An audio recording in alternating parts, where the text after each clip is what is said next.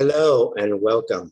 Today I am going to share the topic of CO2 gains on the effect of CO2 gains on GMO seeds.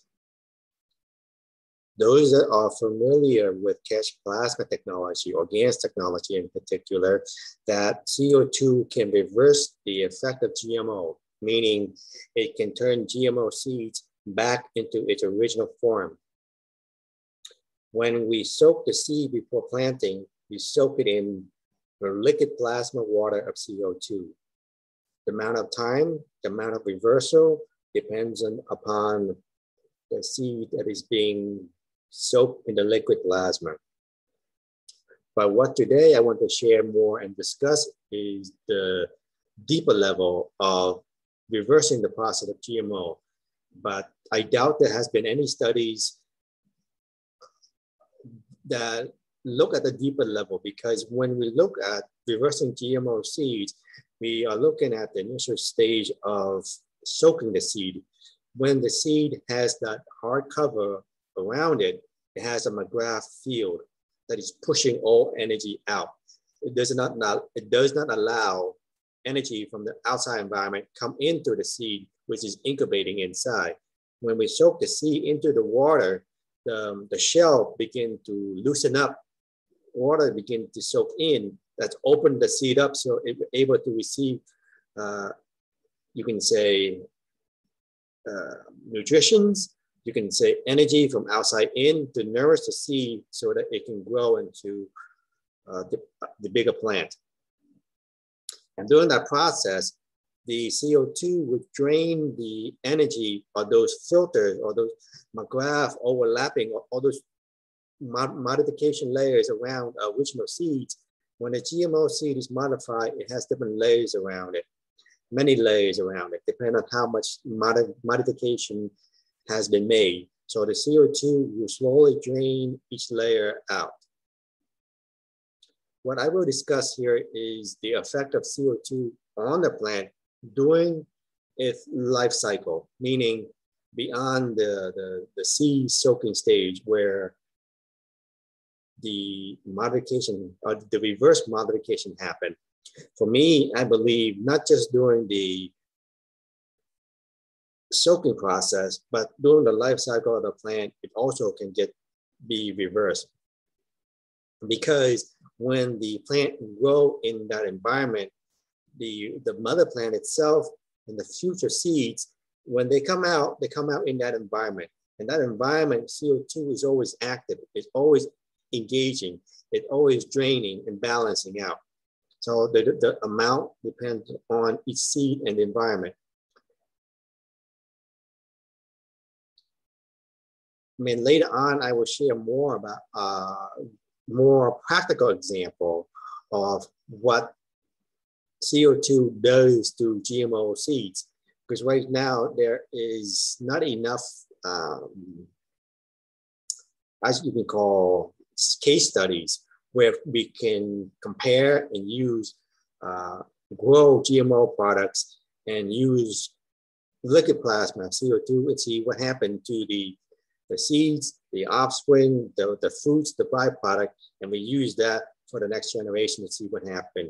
I mean, I'm in the process of going through different generation, different layers, what I call P1, P2, P3, because when we look at the first generation where it's able to use energy, it's just about adapting and getting used to the energy, getting used to environment. And for my thesis is that I believe the second generation, third generation, the more exposure to the plasma environment, the better it's able to use, adapt, and grow. So the P1 first generation were not able to optimize and get the most benefits compared to P4, P5, P6 later on, where they are able to fully adapt and able to maximize the use of plasma energy for its growth and development. And when we look at the deeper level on those, just not on plants, but on people and animal. Just like the way we are, human has a lot of what I call conditioning, meaning like the human soul, let's say this round, like an onion. An onion with the true self is inside. All the layers around it, like the different layers of the onion, you can call it social conditioning. You can call that the epigenetic overlay of the ego mind that the soul add on. And I mean, all these filters that have been add on either intentionally or unintentionally, then through the process of our life, we begin to let go, unlearn. That's where I call spiritual awakening comes into play, where we begin to let go all those I can call brainwashing, indoctrination, all limiting thought patterns. When we let go of all those, we are peeling the layers of that onion. We keep peeling all those layers off until there is no layers where we have true self inside. And through the spiritual awakening process, where we begin to let go of what no longer serves us, let go of those maggraph field, those filters, those modifications, those conditionings, then we, through conscious intention of letting go, and through that process, we can use stuff like that process of letting go to become our true self is no different than using CO2 to drain all those modifications from the GMO seeds. So in regarding to reversing all those modifications that have been made to us, social conditioning, how much of CO2 can help and assist during the process for us to let go, besides balancing our mind and our physicality so that we are more clear-headed and we're able to make more logical decisions, and we're able to see the problem clearer and see the limitation that we have to actually consciously let go of all those layers that we have been building around, all those conditioning that we have, that limiting thought patterns that we're able to let go. So that is an interesting topic to see how much an effect of CO2 and zinc gas has on the indoctrination, the effect of removing indoctrination on people, the effect of bringing them back to the true self where they can be naturally themselves without all those baggage on. I don't have a clear answer, but what I know intuitively is that it's able to assist people on the physical level where the emotion is more balanced. When you have a balanced emotion, you're no longer constricting, contracting, you're expanding.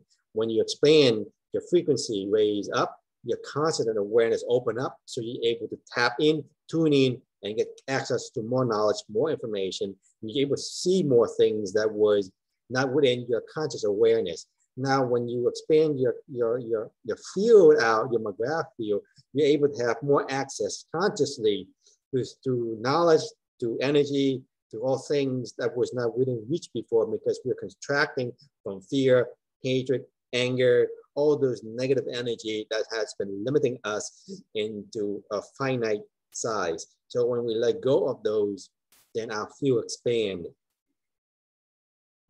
And when we expand, we become more conscious, more aware, and be able to recognize our limitation. We recognize limiting thought patterns. We recognize those patterns that are toxic to our life, where we are on autopilot. So when we recognize it, then we're able to see it, deal with it, address it, and let it go. And that's where CO2 come in by help us be returning back to balance and not be controlled by that monkey mind or that the emotion where we be easily triggered by the environment. Stuff that happens around us, drag us by the neck, and we just go through life, as I would call, unconsciously responding to everything without having control of our life. Not able to decide consciously how you want to respond, but just get knee-jerk reaction to everything because we are unconscious of our behavior and our actions. So by being clear-headed, by being calm, we're able to achieve that for how much of CO2 or zinc gas help to drain those extra layers around our cells, our body, our whole aura, all those layers that has been there.